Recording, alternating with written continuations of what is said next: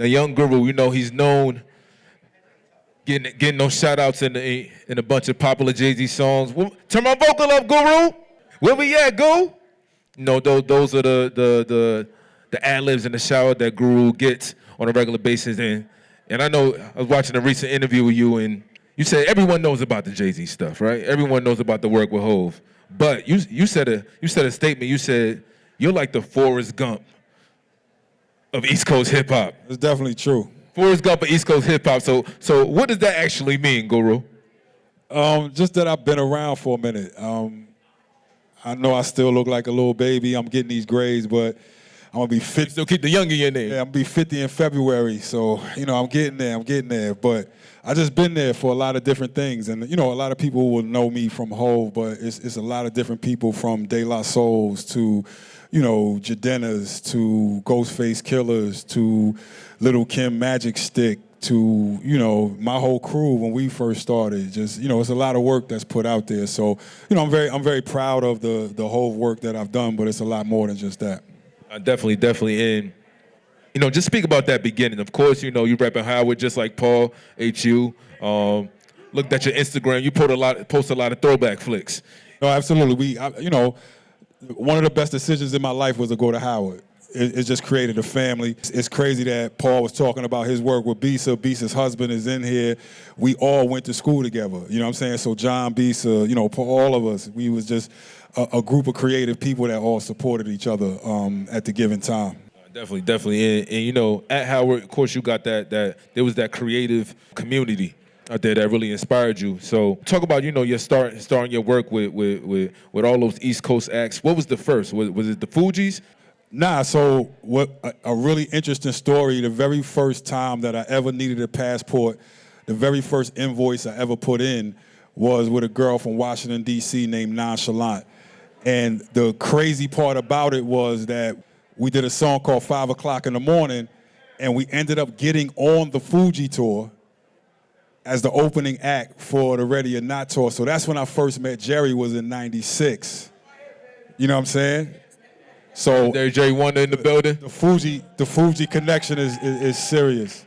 So even from back then, man, it was like '96 was my first year really getting in the game in a real way. I had been DJing, I had been making beats, I had been dealing with MCs, I had been dealing with my own crew, but that was my first year, and we had a real ill thing that happened. My bus flipped over while we was on tour. Like, the bus crashed, and the Fugees basically flew their whole crew to the next spot and sent their bus for us. So it was like, that's why you see me and Jerry so tight to this day, is because we've been together like that long. Definitely. Talk about that community, that access, that resource, that equity. You know, give it up for Guru, Jerry Wonder in the building. Definitely give it up. It's also the reason why you give back. And so if you look at Do It All and you look at Jerry and you look at what they doing in the city of Newark with this album and this project, so it only makes sense that Goo mixed the project. You know what I'm saying? So it's just, hey. So that Jersey connection right there. Yeah, absolutely. So, you know, Other Side of Newark is something I was real proud of, and it also featured who I think is just, I don't want to be biased, but I think he's the best from Newark, is Khalil Gibran, who's sitting over there. Shout out to Lil Willie P in the building. Yeah. Yes, sir. So that's the community aspect. You know what I'm saying? That's how I roll. And then, you know, me moving. My mother is from Newark, New Jersey. My father from Washington, D.C. So it's just an ill connection of Amiri Baraka was my college roommate. You know what I'm saying? So him now being chief of staff underneath of his brother is just all that type of connection. I wanted to move on 10th and Clinton to raise my kids dead in the middle of Newark so that they know exactly what, you know, real life was about. And you could change the community from the outside, but you can definitely influence way more from the inside, and you can smell the temperature, and you can stop murders, and you can stop fights, and you can stop all of that from actually being there. You know what I'm saying? So I wanted kids to see me walking up and down the block every day, you know what I'm saying, walking to the store, and I got a white T-shirt on, you got a white T-shirt on, we can relate to each other. So, you know, that's basically how I move. Definitely. Do your thing, dude. Do your thing. I don't want to say that he the best, but no. I just want to say one thing, cause Guru gonna be humble up here. in time of need in our city, when I need people to donate for certain things, and I know he don't like this, but I gotta do it when he talking about community, Guru, Rock Nation, they're the ones who support it. And all they asked was, don't tell everybody we do it. So I know I'm up here telling everybody I did it. But I'm not saying what they donated to. I'm just saying that this brother really just donated blindly, like, yo, we got you. Don't worry about it. We're gonna donate. And that's the type of, when people will donate to your cause and don't want any recognition, they mean it from the heart, man. That's why I love you, Goop. That's it. Thank you. That's a fact. That's a fact. Thank you. You know, I want to make a good point though. Is it's like a lot of times when we in need, and I'm on the road and I see things happening, that's the reason why we have to be in touch with our councilmen and be able to trust them. So I know that if you telling me that there's no water in the city of Newark, I'm just like, nah, okay, I gotta just get on the phone with this man and say, how much do you need? Go buy the water. And I could trust that he gonna put those resources exactly where they at. You know what I mean? So that is an even bigger picture as to why we have to be in tune with our people and elect our people. A lot of times we think about things on a mayoral level or a presidential level, but it's just as important for your city councilmen and for the people that are on ground level every day that you go out and vote. You know what I'm saying? For these people to be able to change these things and to be able to be in touch with them. Definitely, and I think the education and the resources, you got to know who these people are. Like, I think everyone, you know, as a Newark native, of course, I chose, you know, Councilman Duke Kelly in the West Ward, representing the West Ward of Newark, to be our keynote speaker. I ain't gonna hold you. I'm South Ward though. I'm South Ward. We love y'all though. We love y'all. South cool. You know, I represent Central Ward. Central Ward in the building. You know, we are in the Central Ward, the downtown right now. We are. Shout out to all the wards in Newark. You know, this is the Newark thing. We go back and forth on which ward is better. You know, I represent Central Ward. We all one city. We all one city. But it's important, like I'm saying, it's important to know who your representatives are, especially when it comes to city council and city government. Those are the people that are on the front lines going to bat for you when it comes to the political realm. Real quick, before we get out here, you recently became the director at LIU. Give it up. Rock Nation School. Now, of course, that's another act of service, another act of using your value and your equity to give back to the next generation. Talk about that experience thus far, and how do you plan to elevate the program? It's an incredible experience. So me and my brother Ninth Wonder, we have a company together called Jamila. So outside of just making music, one of the things that we do is we love to teach. You know, and I have been doing it, doing panels and going to different places and teaching, but I wanted to focus really at the university level. So what Rock Nation did was we put 5 different majors underneath of Long Island University. So we decided to do it that way so that it's not just a certificate. You are graduating with a bachelor's degree, and we have 1 master's degree in sports management. With the department that I'm over is the MTech program. That's music technology, entrepreneurship, and production. So one of the things that I like to say is that I make it very current. I'm coming for Berkeley, right? I'm coming for them. Like, I'm going to be better than them. So should. My whole thing is to make it so that what is the music business now? Because you have people teaching what they may have learned 20 years ago, and that's not applicable now to this music business. This is like, you got to teach streaming. You got to teach the reason why it is that way. You got to teach, how do I get out here when I'm not going to make a lot of money off of selling an album the way that we did, you know, selling an album for $18 or something like that doesn't exist anymore. How do I get above the noise?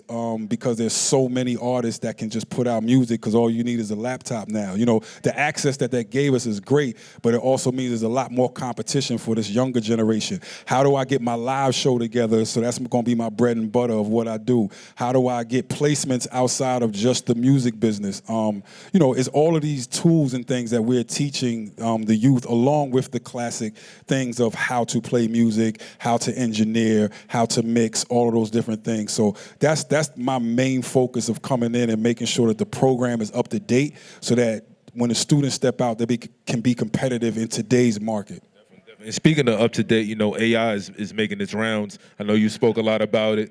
There's been a lot of artist replicas going on, using AI, taking the artist's voice and using it to create a song. I read something about Universal, using one of their resources to combat that. But from your point as a creative and an educator, how do you use that both as a disadvantage and advantage? Because it's new technology, right? Yeah, it is. Okay, it's a rabbit hole. So, first of all, you can't stop it. It's here. AI is here. The technology is here. You're never going to stop it. What we are at now is the same point, and we can learn from hip hop. Hip hop is the thing that will create something, and then the law got to catch up to where the technology is. And I'm speaking specifically of sampling, when sampling laws had to catch up to where we was at. At this point, the law hasn't caught up. So one of the things that's a disadvantage is right now in the United States, you cannot trademark your own voice. Right? You can trademark or copyright if I have a string of words, that's a song or a speech, or if it's a YouTube, but I can't trademark my own voice. That needs to change, right? That's us understanding what we need and going and get that law changed. Two, it's very dangerous in terms of if you take it outside of music, because I'm thinking about what happens when a little kid gets a phone call from their mom and that's not really their mom. Or what happens when, my mom get a phone call from somebody that sound like me talking about what's the new code to the house. Like all of those things come into play. So we're at a precipice of where AI is going to take us, but it's going to be both sides. There's going to be some artists that hate it and don't use it, or you're going to have artists that are like, look, if you use my voice, you get fit, and it blows up, you get 50%, I get 50%. We're going to see that. So, and it's already happening now. I personally don't like it. I don't want to hear a new Notorious B.I.G. song if it ain't really big that wrote the song. You know what I'm saying? I don't want to hear a new Jay song if it's not Jay that wrote the song. But I know that the technology is here, and one thing you can't do is fight technology, so you got to just change the law. But we're getting into, and AI is not just with the voice. There's AI that is creating music. There's studies that are being done at universities where computers are being fed all of the music that has ever existed, and it's really not a lot of music. If you really think about it, recorded music has only existed for like 100 years. It's like a short amount of time. So it's not a lot. So, for me, it's just figuring out I have to dive into it. I have to use it in order to know how it works, and then in order to know how to combat it and get people's opinion. But the main thing is changing the law, because right now you should be able, the average person, not just big artists, the average person should be able to trademark and copyright their own voice. That should just fall underneath of the NIL, or for people that don't name, image, and likeness, right? It should just fall underneath of that.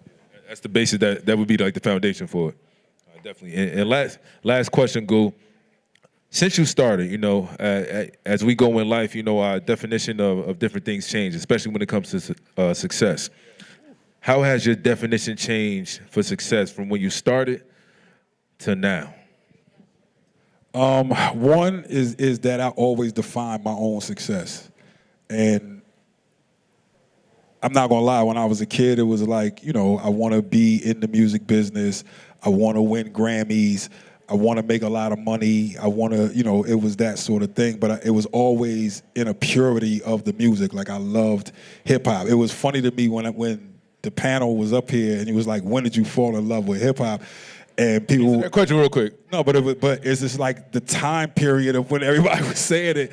And I was like, I was there when hip hop was created. You know what I'm saying? So it's like, for me, it's like I fell in love with it from the culture before there were hip hop records, you know what I'm saying? Of being in the park, and you had to be a participant in something other than the one thing that you did. So I was a DJ, I was a graffiti artist, I was a b-boy. I never rapped, but it was those sort of things that made me fall in love with hip hop. So my success level back then was like, there was no internet. So your whole idea was, let me make a bunch of music. Me, John, and all of us, we sat in rooms, we made music, and the idea was to track down an A&R, play him the music, and beg him to sign you. You wouldn't believe how many times we, track down Puff and be like, yo, we just made this song here, listen to this, da-da-da-da. And we got there. I'm one step beyond, which is, for those that don't know,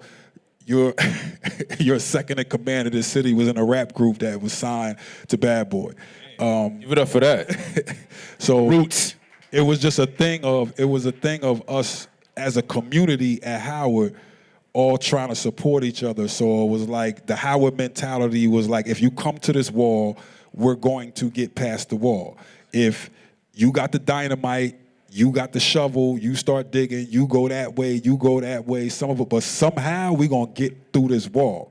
So all of us just band together, whether or not we was eating oodles or noodles, but it was just like one person was doing the flyers, we got DJs, we got MCs, we got, every piece and component to what we need. So that was my idea of success, was being signed and being on. Now it's completely different because it's just like, it sounds weird to say this because I'm in the Grammy Museum, but I got Grammys. You know what I'm saying? Like, I've done that already.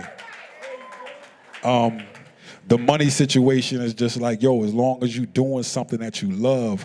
My success now is the fact that I could say, like, I've always worked for myself. It was an ill stat I just thought of the other day where I was like, I've never had a white boss in my life. Ever in my life, ever. That's a stat right there. I've never worked for a white person. Or it's just like the people that I work for, I really love them. You know what I mean? Chucky Thompson was my boss at one point, rest in peace. You know what I'm saying? Like, Jay-Z is one of the most incredible bosses, and he's also my friend. So those sort of things are how I define success, how I spend my time. That and then just bringing up new generation is very, very, very, very important to me. It's like, I don't want to be the 50-year-old dude in the club. That's corny to me. So it's just like, what did you do? You didn't pass that on, give that opportunity. No evolution right there. Yeah, so that's where you see like a Ruben Vincent come from, whereas it's like, yo, I want to make sure that he gets to a certain level. Or if success to me is walking into Rhapsody's house in North Carolina and I'll be looking around like, damn, this is big as shit. You know what I mean? Like, I love that. And pardon me for cursing, but that's just how I feel, to know that you had something to do with that. Or just like, again, Khalil, you know what I mean? Like, making sure that we do music together, and watching him perform it at 24 hours a piece was like, that's successful to me. And then teaching and giving that next generation the information is my definition of success. Definitely appreciate you, Guru. A lot of things you talk about, of course, service, knowledge, education, doing things as a community, started from Howard, and I can see that you still kept that same mantra up until this day now. Give it up, young Guru, one time. It's a legend in the building right here, man. Guru, I appreciate you. One quick story about Guru. When I met Guru back in February at Rock Nation, I told him about it. He was like, yeah, no problem. So we've been communicating over the last 3 months. Every time I ask Guru a question, I'm like, Guru, you need car service? Nah, I'm good. Yo, Guru, what you need for the Grammy? Yo, nah, I'm gonna just show up. I'm like, you don't need nothing? Nah, bro, I'm good. So when he came, I appreciated Guru. Thank you so much. Extremely humble. Thank you, brother. Thank you. This is amazing what you're doing, man. Keep doing what you're doing.